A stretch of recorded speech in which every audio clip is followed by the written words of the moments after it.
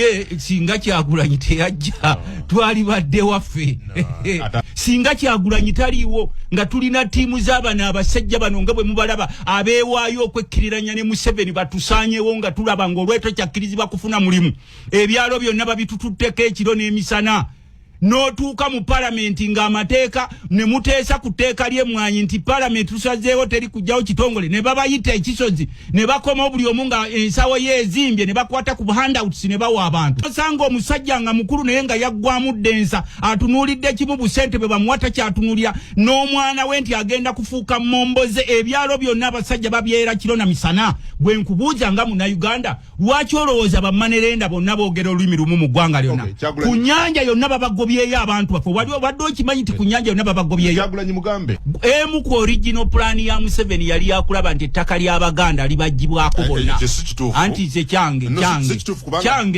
nze nkikugambe si kya radio kano bw'ogamba nti baanunula bo beenunula kituufu kuba eggwanga balitutte lyonna lyabwe olaba bambuka ne mu Northern Uganda nayo abasajja abaali solid bonna baba dividing batutteko ettaka lyabwe nga beekweka mbu balaalo who are the balaalo they come from which region of the country kubanga botuka mu Banyankole bali settled balina ewaabwe botuka mu Bakiga bali settled balina ewaabwe botuka mu Banyoro bali settled balina ewaabwe who are the balaalo balunzi bante who they come from where bavaawa nawo osobola okuba no ne betandika okwekuŋŋaanyaamu ebibinja by'abantu ebikumi n'ebikumi mbufa abalala please ne wakubadde abamu baweddemu okutegeera olw'embeera eriwo you can't fool all Ugandans erojja mubuuze Museveni who are these balaalo but abatuula naye these are refugees from Tanzania. Kale no ntandise n'ebigambo bya Honorable Lutamaguzi abangi bamuyita Pike MP Nakaseke era ng'obudde buno kale no yayina ne kaadi ya National Unity Platform ku kifo kyekimu ekya Nakaseke eyo waggulu musajja mukambwe ennyo wekituuka ku ttaka ly'Abaganda wekituuka kale no ku ddembe ly'abantu bonna regardless of the tribe bamuyita Lutamaguzi senior abadde musunguwavu nnyo era ebigambo bye sigenda beera nno nga mbigattako kigambo n'ekimu kale no niyinza okugamba nti agatuuka ku desk yaffe era nga tugenda beera nga tukozesa authorities ez'enjawulo ze tulina olusaako n'obutambi okubeera nga tusubstantiatinga ebintu bino n'obeera ng'obitegeera omukulu kwe tulinza okuyita General Kahindo Otafiire amaze okuvaayo n'abeera ng'agamba gavumenti eno ngenda beera nga nkola ekitakolebwangako mu ggwanga Uganda okubeera nga ndizayininga olw'ebintu engeri gye bitambulamuko kale no General Yoweri Kaguta Museveni ebigambo bye mbirina maaso awo mbikupakagingidde bulungi era nga waliwo abagamba nti no pulezidenti kale no ba General Yoweri Museveni ow'ebiseera ebyo omugatano wa leero balinza okubeera nga beekuba kale no ne beeyuzaayuza ate abo abadde bamuwujjira akanyama saako ne General Muhoozi Kayine Lugaba bavuddeyo ne babeera nga bakkiriza ebigenda maaso mu ggwanga Uganda ne bategeeza nti ekituufu kiri nti newankubadde bamukubira akadingidi Uganda eri bubi era bakikola lwa ssente ogenda beera ng'obirabako kale no naawe ogenda beera ng'okakasa nti ensi yatuukira ddala wano kale no nkwebaza bebaza gwe yatwegattako nobeera nga wasubscribinga ku Fuse Exclusive era nga nnyongera kujjukiza nti information ngendo ssaako nesingawo ate munange bere kusanga in your comfort zone ogenda kunkolera ekintu kimu video soko ogimpere like video wojwa like kale netambulira ddala netuuka ku yogwandyagadde ate munange bere ngetuuka ku gwatana twegattako wano nkusabira nkambeera ngo subscribinga today so that information ngendo ssaako nesingawo ate munange bere kusanga in your comfort zone omukulu Kyagulanyi bangi bakyamupraisinga era nga naye mbadde saagala osubwe video neemu kwaba bamuwa credit where it is due neemu nzikirize tubeere nga tutandika bwe tuti video woba omaze okugimpeera like. Events that have taken place in this country, and I don't want countenance as minister responsible for internal affairs. I've made myself loud and clear that certain things that are happening are unacceptable because I was here during Amin's time. You know, I'll recount the dictum of this preacher in Germany during the Second World War. I forget his name. Anyway, God save his soul refatory as any. He said, when they came for the socialists, I kept silent because I was not a socialist. Then they came for the gays. I kept quiet because I was not gay. Then they came for the trade unions. I kept silent because I was not a trade unionist. Then they came for the Jews. I kept silent because I was not a Jew. When they came for me, there was nobody left to speak on my behalf. Ladies and gentlemen, don't commit the sin of silence.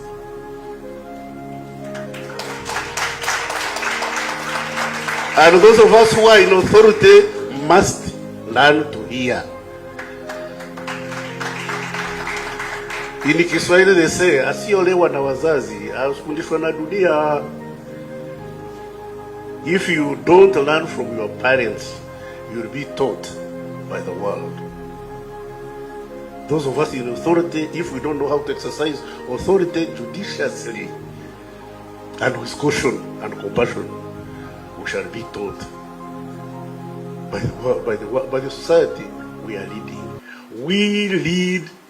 Well, some people want to rule. Me, I don't ascribe to that. We lead with the consent of the governed. Sometimes the governed are wrong. When the governed are wrong, it's the duty of the leaders to patiently explain to the governed where they have gone wrong. But more often than not, the governed are right. Those who are governed, when you see them crying, when you see them jumping up and down, don't suppress them. Keep them in order, but feel their pain. It is very, very, very unfortunate nti waliwo omuntu alinza okubeera nga awadde vidiyo eno obudde era ng'alabye Kahindo Otafiire ebigambo byonna byayogedde kale eno n'abeera nga tapikingamu wadde a leaf at a certain point. Omukulu oyo ndi mu kwogera mu lulimi olunyaanyimbe oba luyita Oluganda era nga bangi balinza okubeera nga tebategedde ebimu ku ebyo by'abadde ayogera naye ate mu ababadde bangoberera olugero lw'omusajja oyo kale nno gwakozesezzaako eyali German ninza okugamba mbadde njejanga ndu bagamba oye yavaayo n'agamba nti kale nno lwe bajja nga batta abantu batandikira kuba socialist ne ngamba kale nno olw'ensonga nti siri party kubo sigenda beera nga njogera era ne babatta ne badda kuba communist naye nali subscribinga to the same group era babatta munange n'ensirika kubanga nze nali oba byali tebinkwatako ategeezeza bajja ne babeera nga batta bageyi n'agamba nedda ndi straight siri gay oba batta babatte n'atabaako kyayogera kale no ne bamamalawo era ng'ategeeza nti lwe bajja ne babeera nga batta ye tewaali wamulwanirira kubanga abalala bonna baali babatta bw'osabjectinga ekigambo ekyo kale nno wadde yatayagadde kubeera ng'akirambulula bannayuganda bangi abasirika yekyayise scene of silence kale nno ng'abalala banyigirizibwa ne bagamba nti nze siri wa kaliba eyo siri wa tribe eyo siri wa ddiini eyo gye banyigiriza n'olwekyo leka bakibakole kale nno bwe kirituuka ku ggwe ani ali kwogerera by'ebigambo bya Kahindo Otafiire wabula eno gy'asembedde agregezezza abo abali mu buyinza nga naye yeetwaliddemu n'abagamba tuli mu buyinza olwa consent ey'abo abaabututeekamu oba betukulembera bayise ba governed era n'ategeeza nti ba governed oba abakulemberwa ebiseera ebimu basobola okubeera nga bakyamu naye ate it is the role oba mugaso gw'abo abakulembera okubeera nga babannyonnyola mpola bakitegeere naye ate we balaba nga bakaaba balina obbawuliriza kuba ebiseera ebisinga abo abakulemberwa munnange be basinga okubeera abatuufu okusinga abo abakulembera era n'abawooninga nti singa baba nga tebatereezezzaamu kale nno bagenda beera accountable eri abo ababakulembera ate osanga tekibeere kirungi kuba omwana watakuza bulungi oba omuzadde watakuza bulungi mwana we kale nno ensi yeesomesa omwana era gw'olinza okusanga oyo nga bamukubidde ku kkubo bamussa olw'obubbi olw'ensonga nti maama teyamutendeka kyategeeza eggwanga Uganda liri mu katyabaga singa abakulembera babeera tebaakitinze ona nsonyiwa wenjogedde nnyo I had to explain that yegino Kahindo Otafiire naye style ya Kyagulanyi kyenjagalako ayawula ebintu bibiri ayawula omukwano n'obusobozi. Abyawula. Abalala bali mukaaba kati. Yatunula oyo omusajja ali very sober. Ate ali very unique. Mu nsi muno Katonda alina abantu batunda abalina special abilities. Oyo Gaya omu ku bantu abalina special abilities. Alina abantu be bakuze nabo nga mikwano gye. Era amanyi obusobozi waabwe we bukoma naki kye basobola okukola. Okitegeera. Kyova abantu mu bifo ebirala yalonda ate abatabadde mikwano gye. Weebuuza Kyagulanyi jjajja Lubongoya. Ye musajja gw'olabanga ku ssaawa 9 yabadde mu ddwaliro Nsambya ogw'ekiro, ku ssaawa 1 n'okeera omulanga ali ku kkooti, ku ssaawa 7 n'omukubira n'akwata ne waba takutte n'akola ki nazza kkoolo. Ne sitayiro ye eya elaboration n'engeri gy'ayogera olabanga Gaya ali calm, ali composed, tali radical, olabira ddala nga structure y'ekibiina agisaana. Laba jjajja bakatana bwe yali badde nga employinga lwa mikwano oba oli awo SG yali badde Dani Magic. Oyo nno ye His Excellency Obali Kyagulanyi Ssentamu oyo bamuyita Ivan Cheyune yabadde akola remarks ezo. Kaakati no njagala tubeere nga tuyingira mu video oba authorities ezimu ze nabagambyeko eri nga tutandika nemmira nga nkutegeeza nti omukulu General Yoweri Kaguta Museveni kale nalina obutambi oba alina ebigambo bye yayogeranga emabegako eri nga tanaba kubeera nti munnange asuubira okuholdinga obuyinza paka eno gyali era ng'ebigambo bye biwo bikwonaganya n'ebiriwo kati kali nalinza okugamba oyo sinze oba nze. Tonajjukira bulungi nti constitution y'eggwanga Uganda ya 1995 nga tenaba kubeera amended nga we yafulumizibwa yonna oba bwe yali promulgated mu 95 yali etegeeza nti omukulembeze yenna asuuka emyaka 75 tasobola kulembera Uganda era nga we baali babuuza President Yoweri Kaguta Museveni lwaki baasalawo beera nga bakola ekyo yategeeza nti omuntu alina emyaka 75 okudda waggulu tebalowooza nti abaasa asobola okubeera soba okulembera eggwanga Uganda mu ntegeera saako ne mu bintu ebirala era nga ayagala okubeera nga otegeera ekigambo ekyo nti maybe tetukikozesezza nti nno mu propaganda genda olunye oluyimba lwa Ronald Mayinja ndowooza oba baluyita bizeemu nga lutandika bateekako kilipu ya General Yoweri Kaguta Museveni ng'ali mu kwafaaminga ensonga eyo. Kaakati no waliwo ebigambo Robert Kyagulanyi Ssentamu President wa National Unity Platform byatadde ku kibanja kye. Njagala owulirize bulungi President Yoweri Kaguta Museveni ow'ebiseera ebyo injije ate inkuwa ebirala. Or in Kenya or in Angola, why should people kill one another just because we cannot agree on who occupies a certain office temporarily? Because we are talking of temporary occupation of offices. The only one who is a bit permanent is Sawata, because all the others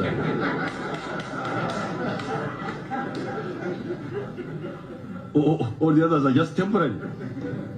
5 years, 6 years, 10 years.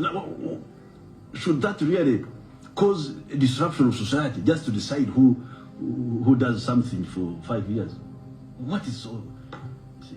So in the case of Uganda, I can assure you that, and already we have demonstrated it. We have had elections 3 times since we came from the bush, and there were no problem.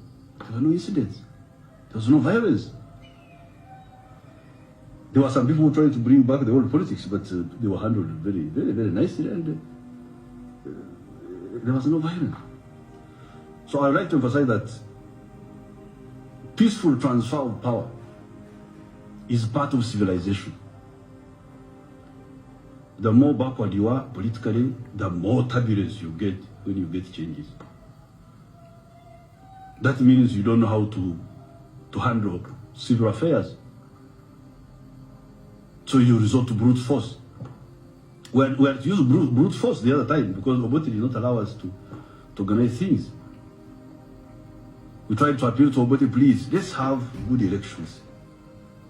He thought he was very clever, that he knows how to play games and I don't know what. I said, my friend, if you don't accept arbitration here, by dialogue, there is where we shall arbitrate. We shall go to another arbitration board. Because here we can discuss what is the problem. He could not accept. He thought he was very smart. And we gave him a lesson. We have taught all these reactionaries a lesson in Uganda. We have taught them a lesson that they should be civilized and talk through the mouth, not use guns which they don't even make. They don't make a single gun, but they are fond of using guns. They can't make one bullet. So, I would like to reiterate that Uganda is committed to the national resistance movement.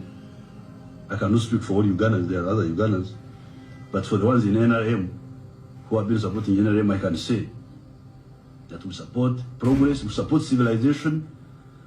We believe that Africans are mature people, but they are being misrepresented by a small layer of people whom they have not been able to get rid of in many of the African countries. But here we have got rid of them.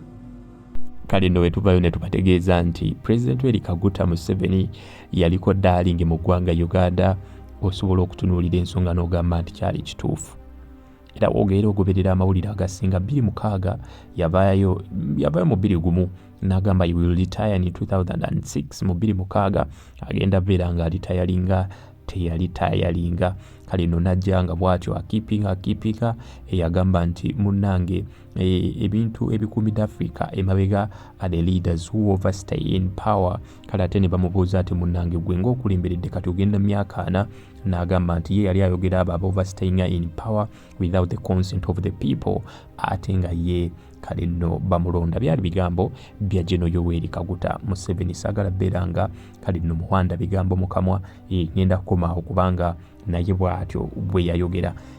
Kaakati nno owulidde birungi ebyo era nga yali akutegeeza nti office ey'obwa president eri temporary era balina okweyisa bulungi olw'ensonga togenda girwamu naye obudde buno agamba nina ogibaamu era nga wekatali girya waliwo abagamba nti ono alinza n'ogifiiramu.